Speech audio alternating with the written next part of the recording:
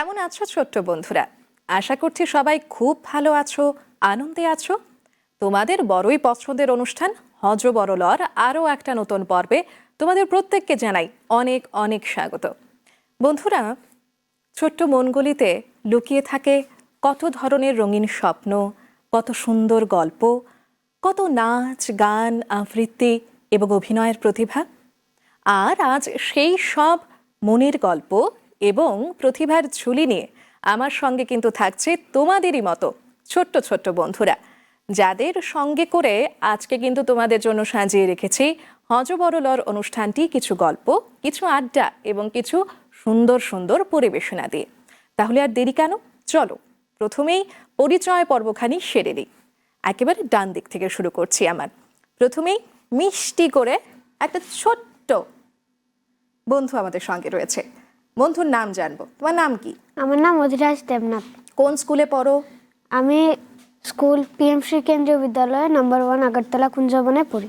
আর কোন ক্লাসে পড়ো? ক্লাস 5। আর আজকে তুমি কি পরিবেশনা করছো? আমি আজকে পিয়ানিকাতে একটি গান পরিবেশনা করব। বাহ, তাহলে আমরা কিন্তু শুনবো আর তার সঙ্গে কিছু গল্পও কিন্তু তোমার সঙ্গে করব। একদম। এরপরেই বাহ, মিষ্টি একটা হাসি দিয়ে কিন্তু আমাদের সঙ্গে বসে রয়েছে আরও এক বন্ধু। নাম কি? আমার নাম অদিতি সরকার। অদিতি, কোন ক্লাসে পড়ো? আমি ক্লাস 9-এ পড়ি। কোন স্কুলে? আমি শিশু বিহার হায়ার সেকেন্ডারি স্কুলে পড়ি। আর আজকে আমাদের জন্য কি পরিবেশনা নিয়ে এসেছো? আজকে আমি একটি রবীন্দ্রসঙ্গীত গাব। আচ্ছা, তাহলে তোমার গান শুনবো, তার সঙ্গে কিন্তু অনেক গল্প করব। ঠিক আছে। ঠিক আছে। এইবারে আমার একেবারে বাঁ পাশে মিষ্টি করে সেজে গুজে একদম বসে আছে। তোমার নাম কি?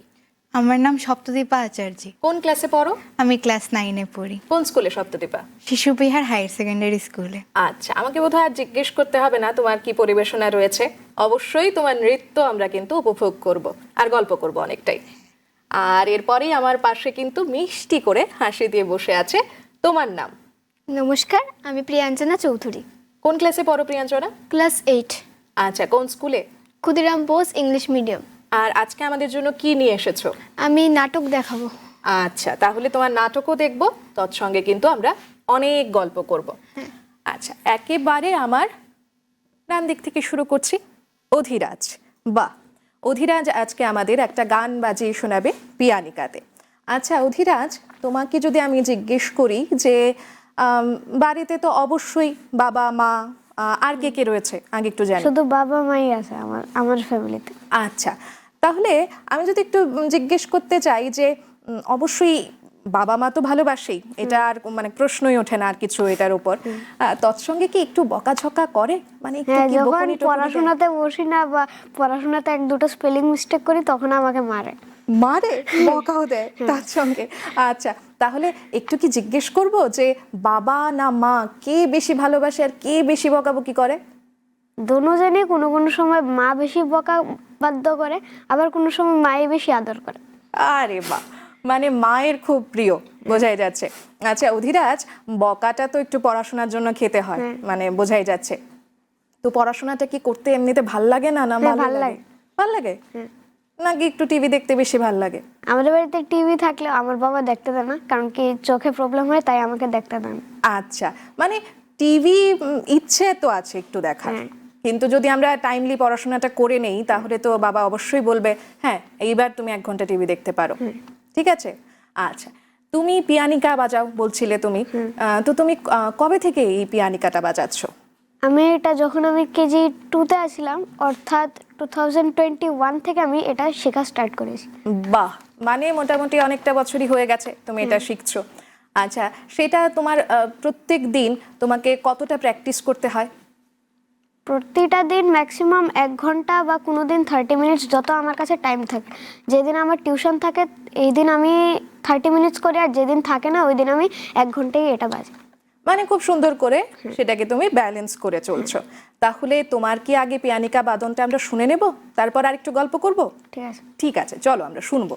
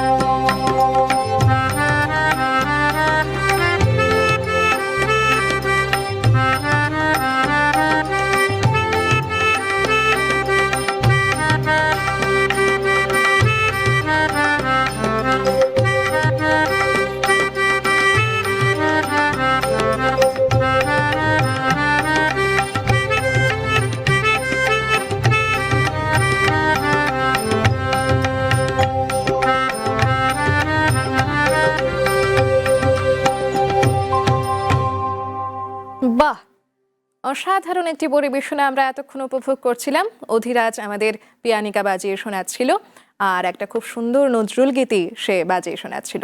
বাহ অধিরাজ, তোমার সঙ্গে আবারও গল্প করব, আসবো আমরা তোমার কাছে। এইবারে আমরা আসছি অদিতির কাছে।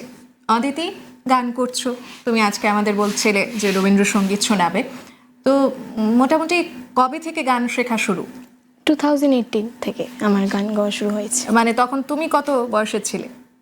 হয়তো ক্লাস 4-3 এমন হবে। আচ্ছা এমন। আচ্ছা, মানে অনেক তো, ছোট থেকেই শুরু হয়ে গেছে। আচ্ছা, গান ছাড়া আর কি কি ভাল লাগে করতে? নাচ, আর্ট। মানে নাচও শেখা হয়, আর্টও শেখা হয়? না, নাচ আগে শিখতাম, কিন্তু এখন আমার নাচ ভালো লাগে। আচ্ছা, তাহলে গানটা নিয়ে তুমি এগিয়ে যাচ্ছ, তো সেই ক্ষেত্রে তোমার গানের প্রতি অবশ্যই একটা আলাদা ভালোবাসা রয়েছে, সব শিল্পের প্রতি রয়েছে। তুমি বলছিলে নাচ আর্ট তুমি করো, সেক্ষেত্রে গানটাকে আলাদাভাবে তুমি কিভাবে ডিফাইন করবে? গান একটা এমন জিনিস যা আমাদের মনের কথাকে এক্সপ্রেস করতে পারে গানের লাইন দিয়ে। তো এটা মানুষের মনের ফিলিংসকে এক্সপ্রেস করতে পারে। যখন আমরা স্যাড থাকি তখন আমরা দুঃখের গান গাই, যখন হ্যাপি থাকি হ্যাপির গান গাই।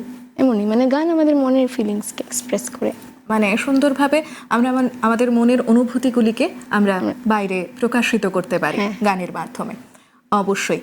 আর যদি বলি যে গানটা যখন প্রথম প্রথম শুরু করেছিলে শেখাটা, তখন তো খুবই ছোট ছিলে, এত বুঝতে না, তো তখন থেকে এখনো পর্যন্ত বলা গেলে কি নিজের ইচ্ছে থেকেই গানটা করা হয়, নাকি মা বাবা বলে বলে সেই ক্ষেত্রে গানটা করা হয়? প্রথম প্রথম তো আমি নিজের ইচ্ছেতেই, মানে মা বাবা বলতো, এখন এত একটা বলতে হয় না। তবে এখন আমি মানে নিজে থেকেই ভালো প্রথম লাগে করতে। একটু বাবা মাকে বলে দিতে হয়েছে, তারপর থেকে তুমি অবশ্যই সেটাতে একটা ইন্টারেস্ট খুঁজে পেয়েছো। আচ্ছা অদিতি, তোমার সঙ্গে আবারও গল্প করব অনেক, তার আগে তোমার একটা পরিবেশনা আমরা উপভোগ করব। ঠিক আছে।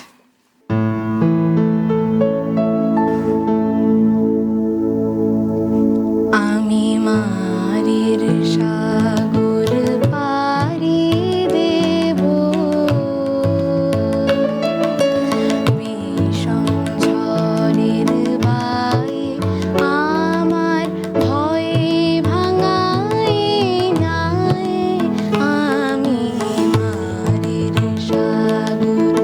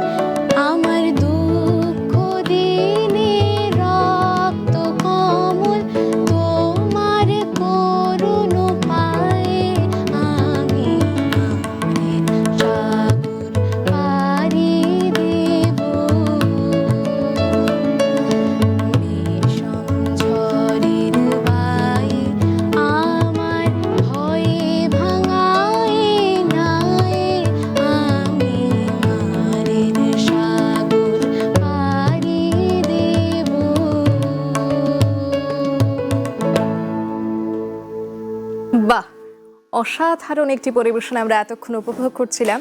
অদিতি আমাদের শোনাচ্ছিল দারুণ একটি রবীন্দ্রসঙ্গীত। অদিতি, তোমার সঙ্গে আবারও আমরা গল্পে ফিরবো, তবে অন্য বন্ধুদের সঙ্গে আমরা এবারে আলোচনায় যাচ্ছি। বাহ, প্রথমেই প্রিয়াঞ্জনা, তোমার থেকে একটু জানবো, গল্প করে নেই একটু, তাই না, পরিবেশনাটার আগে। তুমি আমাদের আজকে একটা নাটকের চরিত্র করে দেখাবে অবশ্যই। আচ্ছা, নাটক শেখাটা ঠিক কত বছর থেকে তোমার?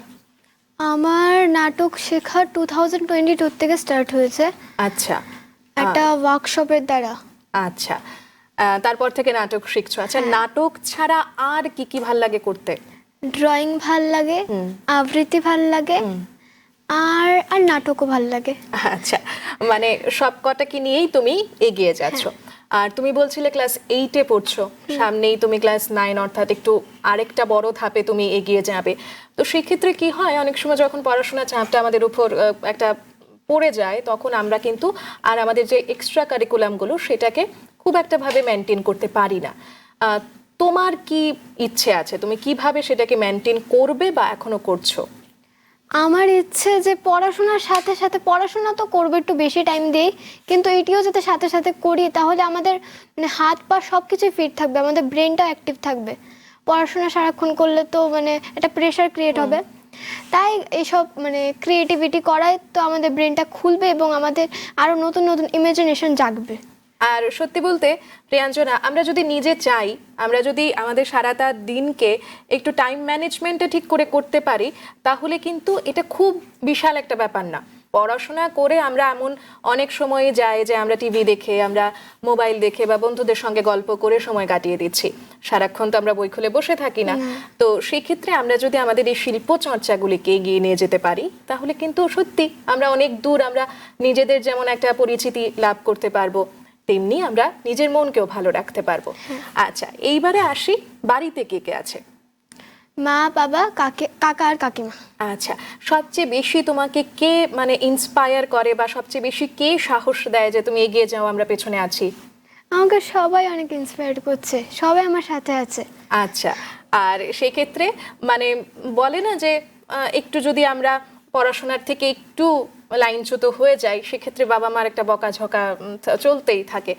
সেই ক্ষেত্রে কি বাবা মা এমন কোনো মানে বলে যে না, এখন নাটকটা বাদ দাও, আগে পড়াশোনাটা করো? না, মা বাবা আমাকে অনেক সাপোর্ট করে এসবে, এবং আমি পড়াশোনার সাথে সাথে এটা করে দেখে আমি এত একটা বকা খাই না। বাহ, মানে তুমি সত্যি সবটাকে খুব সুন্দরভাবে ম্যানেজ করে করছো। সেটাই। তাহলে আমরা এইবারে তোমার একটা পরিবেশনা দেখে নেই, তারপর আবারও আমরা গল্পে ফিরবো। ঠিক আছে, চলো যাই পরিবেশনায়।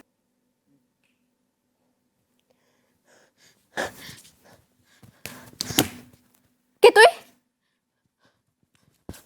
কে তুই? বল, কে তুই?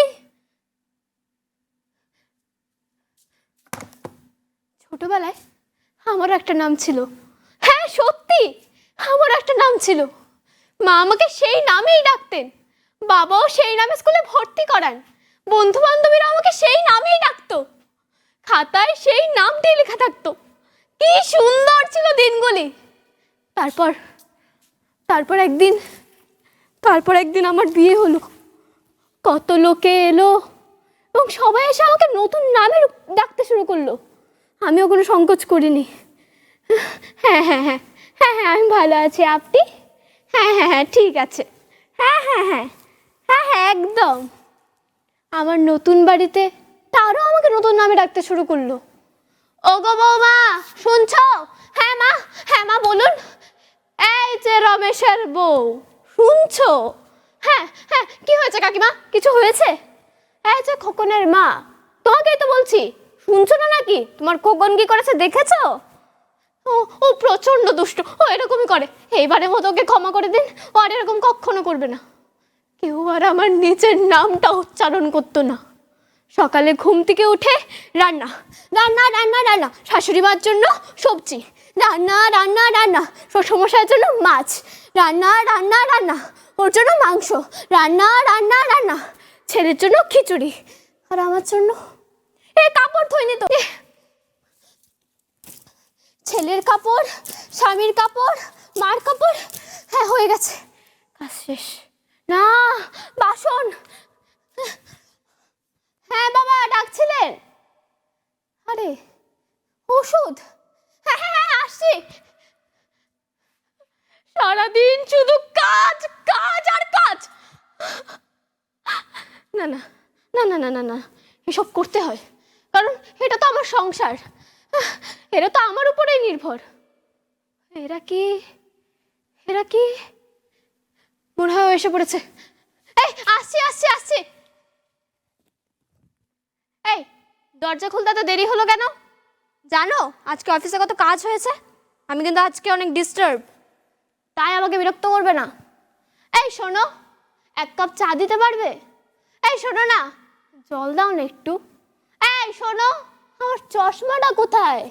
এই শোনো না, আমার অফিসের ফাইলটা কোথায়? এই শোনো, এই শোনো, এই শোনো, এই শোনো, এই শোনো, এই শোনো। আমি যেন এই শোনো নামের একজন মানুষ। জানেন, সেদিন ছেলেকে নিয়ে তার নতুন স্কুলে গেলাম তাকে ভর্তি করানোর জন্য।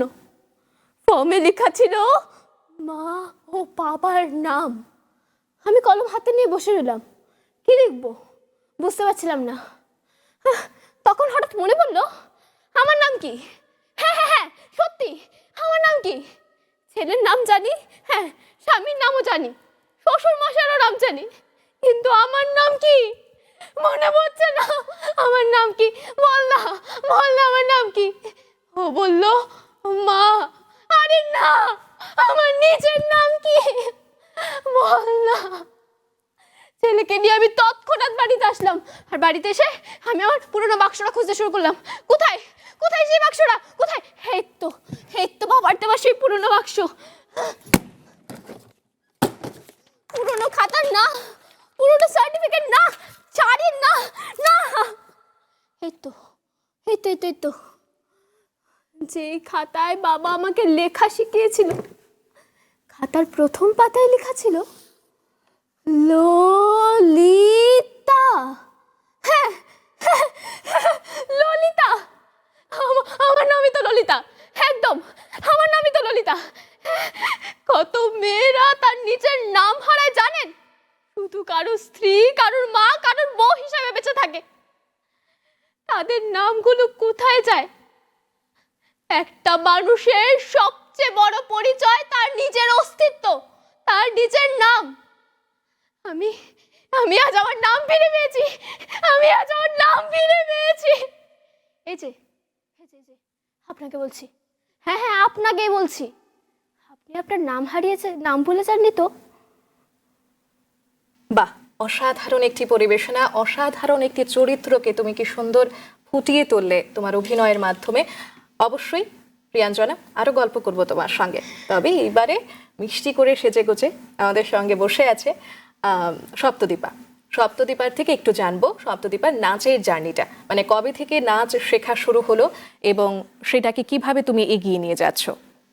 আমার নাচ শেখা শুরু আমার যখন বয়স 2.5-3 এরকম বয়স থেকে। মানে তখন তো আমরা ঠিক করে কথাই বলতে পারি না, না। হাঁটতে চলতেই পারি না, তখন থেকে নাচছো? হ্যাঁ। বাহ, এরপর থেকে কিভাবে মানে শুরু হলো জিনিসটা একটু জানতে চাই।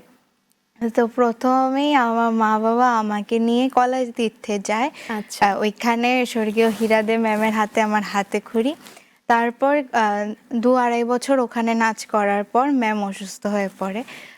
তার জন্য ম্যাম বলেছিল যে ম্যামেরই স্টুডেন্ট স্যার দেবু দেবনাথের কাছে যাবার জন্য আর কি। তো স্যারের কাছে যাই, তারপর স্যার একদম বেসিক্স থেকে সব কিছু হাতে ধরে ধরে ধরে ধরে ঠিক করে একদম সব কিছু প্রিপেয়ার করিয়ে আমাকে অনেকটা ভালো জায়গায় এখন নিয়ে দাঁড় করিয়েছে।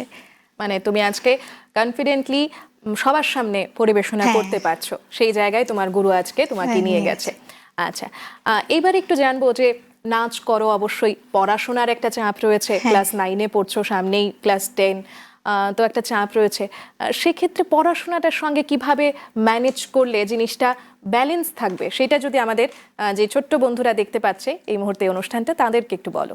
হ্যাঁ, তো পড়াশোনাটা তো করতেই হবে, ভালোভাবেই করতে হবে। তার পাশাপাশি নাচ গান যে যেটা করে ওইটা যদি ভালোভাবে করতে পারে তাহলে লাইফটা অনেকটা স্মুথ যাবে। যদি খালি পড়াশোনা করতে থাকে তাহলে একটা আলাদা প্রেশার পড়ে যায় যে শুধু পড়াশোনা শুধু পড়াশোনা, ওটা হেলথের জন্যও ভালো হয় না। একদম। তো নাচ গান বা এরকম কিছু কালচারাল অ্যাক্টিভিটিসের সাথে থাকলে আমাদের যে ব্রেইনটা হয় ওইটা খুব স্মুথ রান করতে পারে এবং অ্যাক্টিভ থাকে খুব। হ্যাঁ, খুব ফাস্ট রান করবে বা কোনো রকমের কোনো প্রেশার থাকে না। ওইটা নাচ গান করলে প্রেশারটা যেটা থাকে ওটা হালকা হয়ে যায়। বাহ। আর স্কুলে আমরা যখন একটা এক্সট্রা কারিকুলাম দেখাতে পারি যে আমি নাচ পারি গান পারি, কারণ স্কুলে আমাদের বিভিন্ন সময় বিভিন্ন অনুষ্ঠান হয়, সেক্ষেত্রে কি একটা মানে বলে না এক্সট্রা কি একটা মানে ভালোভাবে নিজেকে প্রেজেন্ট করা যায়? হ্যাঁ, মানে নাচ গান জানলে তো মানে তোমার একটা আইডেন্টিটি থাকবে স্কুলে যে ও ডান্স করে বা ও গান করে বা ও কিছু করে। আর শুধু যারা পড়াশোনা করে নর্মালি আদার দেন ক্লাস টপার্স, তাহলে ওদেরকে যতজন না চিনবে, ক্লাস টপার্সদেরকে সবাই চিনবে। বা যারা ডান্স বা যারা গান করে বা যারা এরকম এক্সট্রা কারিকুলার অ্যাক্টিভিটিসের সাথে আছে ওদেরকে তো টিচাররা চিনবে বা প্রিন্সিপাল চিনবে বা স্টুডেন্টসরাও খুব প্রায়োরিটাইজ করবে যে ও দিদি ভালো করে বা ওই দাদা ভালো করে। আর সেক্ষেত্রে ওরা কিন্তু মানে আমাদের যারা টিচার্সরাও রয়েছে তারাও কিন্তু আমাদের এগিয়ে যাওয়ার জন্য অনেকটা ইন্সপায়ার করে। এটা আমাদের সবাইকেই, তাই না? একদম। আচ্ছা, এইবারে সপ্তদীপা তোমার পরিবেশনাটা আমরা উপভোগ করব।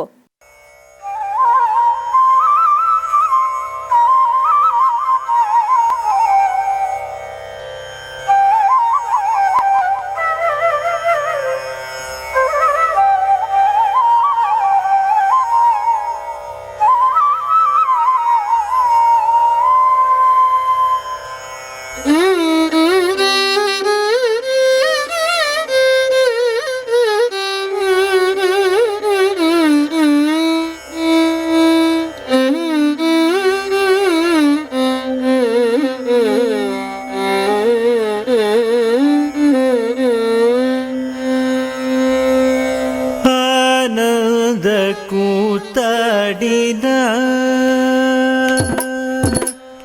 ಆನಂದ ಕೂತಾಡಿದ ಆನಂದ ಕೂತಾಡಿದ ಆನಂದ ಕೂತಾಡಿದ ಧಡಂಕು ತಕ ದಿಕ್ಕು ತಕ ದಿಕ್ಕಿಟ ತೋಂ ತಜ್ಜಂ ತಕ್ಕಿಟ್ಟ ತಜ್ಜಂ ತಕ್ಕ ಧಿಮ್ಮಿ ತಕ್ಕ ಜಣ್ಣು ತಕ ಧಿಮ್ಮಿ ತಕ ಜಣ್ಣು ರಜ್ಜಂ ರಕ್ಕಿಟ್ಟ ರಜ್ಜಂ ರಕ್ಕ ಧಿಮ್ಮಿ ರಕ್ಕ ಜಣ್ಣು ತಕ ಧಿಮ್ಮಿ ತಕ ಜಣ್ಣು ರಜ್ಜಂ ತಕ್ಕಿಟ್ಟ ರಕ್ಕ ಧಿಮ್ಮಿ ದ್ರಗದೋಂ ತಜ್ಜಂ ರಕ್ಕಿಟ್ಟ ರಕ್ಕ ಧಿಮ್ಮಿ ದ್ರಗದೋಂ ತಕ್ಕಿಟ್ಟ ತಕ್ಕಿಟ್ಟ ತಕ ದಿಕ್ಕಿಟ ತೋಂ ರಕ್ಕಿಟ್ಟ ತಕ್ಕಿಟ್ಟ ತಕ ದಿಕ್ಕಿಟ ತೋಂ ರಕ್ಕಿಟ್ಟ ತಕ್ಕಿಟ್ಟ ತಕ ದಿಕ್ಕಿಟ ತೋಂ ಆನಂದ ಕೂತಾಡಿದ ಅಂಬಲವನ ಚಿತ್ಸವೈತನಿಲೆ ವೈಯೋ ವೇಗಾನಂದ ಕೂತಾಡಿದ ಅಂಬಲವನ ಚಿತ್ಸವೈತನಿಲೆ ವೈಯೋ ಆನಂದ ಕೂತಾಡಿದ ಅಂಬಲವನ ಚಿತ್ಸವೈತನಿಲೆ ವೈಯೋ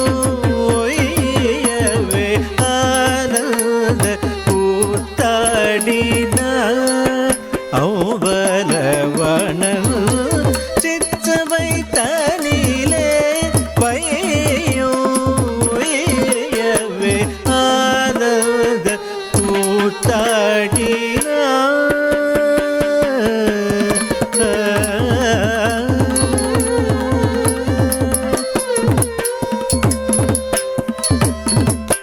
ವಾನಮು ಭುವಿಯು ಪತಂಜಲಿಯು ಪುಲಿಯು ಮಾಲ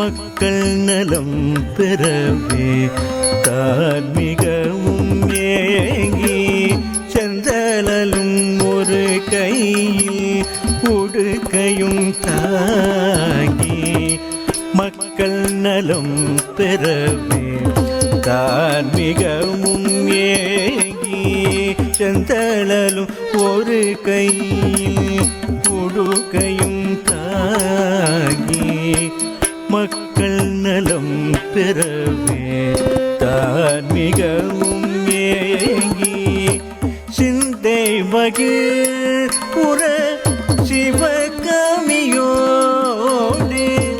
சிதம்பரநாதன் பதிவு மிக கொண்ட சிந்தை மகிழ் புற சிவகாமியோடு சிதம்பரநாதன் பதிவு மிக கொண்டு ஆனந்த கூத்தாடினார் அம்பலவாணல் சிற்சபை தனிலே வையவே ஆனந்த கூத்தாடினார் அம்பலவாணன் சிற்சபை தனிலே வையவே ஆனந்த கூத்தாடினார்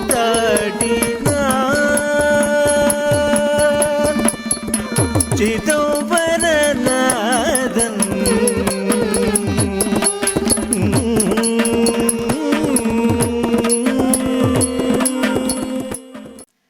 খুব সুন্দর একটি পরিবেশনা এতক্ষণ আমরা সপ্তদীপা আমাদের করে দেখাচ্ছিল। বাহ, খুব সুন্দর নৃত্যশৈলী তোমার, আর অনেক শুভেচ্ছা রইল তোমার ভবিষ্যতের জন্য। আর ছোট্ট করে তোমার থেকে একটু জানতে চাইবো যে তোমার ভবিষ্যতে কি পরিকল্পনা রয়েছে, কি ফিউচার প্ল্যানস রয়েছে? নাচকে নিয়ে এগিয়ে যেতে চাও নাকি অন্য কিছু প্রফেশনালি তুমি হতে চাও? আমি প্রফেশনালি একজন ডক্টর হতে চাই, আর তার পাশাপাশি আমার নাচটাকেও আমি এগিয়ে নিয়ে যেতে চাই। মানে দুটোকে ব্যালেন্স balance করে করে। সঙ্গে নিয়ে যেন সপ্তদীপাকে একজন চিকিৎসক হিসেবেও সবাই চেনে, আবার নৃত্যশিল্পী হিসেবেও সবাই চেনে। হ্যাঁ। একদম। আর সেই আশা তোমার খুব তাড়াতাড়ি পূর্ণ হোক, তুমি ভালো করে পড়াশোনা করো, তার সঙ্গে অনুশীলন করো, সেই প্রত্যাশাই রাখছি। Thank you. একদম। আর বলছিলাম যে প্রিয়াঞ্জনার সঙ্গেও গল্প করব। যে প্রিয়াঞ্জনার কাছেও একই প্রশ্ন রাখছি যে বড় হয়ে কি নিজেকে একজন সফল অভিনেত্রী হিসেবে দেখতে চাও নাকি অভিনেত্রীর পাশাপাশি অন্য কোনো ভূমিকায়ও নিজেকে দেখতে চাও? আপাতত আমি চাইছি একটা বড় অভিনেত্রী যাতে আমি হই। বাহ। আর সঙ্গে মানে যদি মনে হয় যে হ্যাঁ অভিনেত্রী তো হচ্ছেই, সেই পরিচয়টা তো আমার রয়েছেই, তৎসঙ্গে যদি অন্য কোনো একটা প্রফেশন তোমাকে বেছে নিতে হয় সেটা কি হবে? আমি চাই যে একটা বিজনেস করার জন্য, তাই বাহ, এইটা কিন্তু সচরাচর কেউ বলে না যে আমি একজন ব্যবসায়ী হতে চাই। সেইটা সত্যি ভাল লাগলো। তুমি তোমার শিল্প চর্চাকে সঙ্গে নিয়ে আরো অনেক দূর এগিয়ে নিয়ে যাও, এই আশাই রাখছি। ভালো থাকবে। একদম। এইবারে আমার এপাশে যে দুই বন্ধু রয়েছে তাদের থেকে একটু ফিউচার প্ল্যানসও জানবো। অদিতি, তোমার কাছ থেকে প্রথমে সুন্দর একখানি গান শোনালে তুমি আমাদের। জানতে চাইবো যে গানকে নিয়ে কত দূর এগিয়ে যেতে চাও, পাশাপাশি প্রফেশনালি কি হতে চাও তুমি? আমি প্রফেশনালি আইপিএস হতে চাই বড় হয়ে, বাহ। আমারও খুব ইচ্ছে। বাহ। এর পাশাপাশি আমি গানকেও সাথে রাখতে চাই, দুটোটাকে এগিয়ে নিতে চাই। আইপিএস তো আমাদের বলা যায় আমাদের দেশের একটা গুরুত্বপূর্ণ হ্যাঁ। বলা প্রফেশন। তো তার জন্য তো অনেকটা পরিশ্রম তোমাকে করতে হবে, আর তার সঙ্গে তুমি তোমার গানটাকে বাঁচিয়ে রাখতে চাও। এই দুইয়ের সমন্বয়ে যেন তুমি এগিয়ে যেতে চাও, সেই প্রত্যাশাই রাখছি। খুব ভালো থাকবে অদিতি। ঠিক আছে, ধন্যবাদ। আর আমাদের ছোট্ট বন্ধু অধিরাজ, অধিরাজ বড় হয়ে কি হতে চায়? আমি বড় হয়ে আইএএস অফিসার হতে চাই। IAS officer? আইএস অফিসারের তো অনেক কাজ থাকে, পারবে সেগুলো করতে? আর সেই কাজগুলো করে সঙ্গে এগুলিকেও রাখতে লাগবে, এক্সট্রা কারিকুলামসগুলি। মানে রাখা যাবে তো? তাহলে কিন্তু অনেকটা পরিশ্রম করতে হবে, মানে পড়াশোনাটাও করতে হবে, একটু টিভিও দেখতে হবে, তার সঙ্গে কিন্তু এই পিয়ানিকাকেও বাজিয়ে যেতে হবে। একদম। খুব ভালো থাকবে অধিরাজ, তোমার স্বপ্ন যেন খুব তাড়াতাড়ি পূর্ণ হয় সেই প্রত্যাশাই রাখছি। Thank you. আর বন্ধুরা, কথা বলতে বলতে বন্ধুদের এত সুন্দর পরিবেশনা দেখতে দেখতে কখন যে ঘড়ির কাঁটা বলছে যে আজকের মতো অনুষ্ঠান এখানেই শেষ করতে হবে, তার দিকে কিন্তু আমাদের কারোরই নজর পড়ল না। আর বন্ধুরা, আজকে কেমন লাগলো এই অনুষ্ঠানে এসে? সবাই ভালো লেগেছে। বাহ! আর আমাদেরও খুব ভালো লেগেছে আমাদের ছোট্ট বন্ধুদের সঙ্গে এত গল্প করে আর তাদের এত সুন্দর পরিবেশনা দেখে। আর আমাদের পর্দার ওপারে যেই ছোট্ট বন্ধুরা রয়েছে, বন্ধুরা তোমরাও কিন্তু তোমাদের স্বপ্নকে নিজের মধ্যে বাঁচিয়ে রাখবে আর তাকে সঙ্গে করেই এগিয়ে যাবে, সেই প্রত্যাশা নিয়েই, সেই শুভকামনা নিয়েই আজকের মতো আমরা বিদায় নিচ্ছি। সবাইকে আবারও অনেক শুভেচ্ছা আমাদের আজকের অনুষ্ঠানে অংশগ্রহণ করার জন্য। আর বন্ধুরা, তোমাদের সঙ্গে আবারও কথা হবে অন্য কোনো অনুষ্ঠানে, অন্য কোনোভাবে। ততক্ষণ সবাই ভালো থাকবে, সুস্থ থাকবে আর অবশ্যই আনন্দে থাকবে। নমস্কার।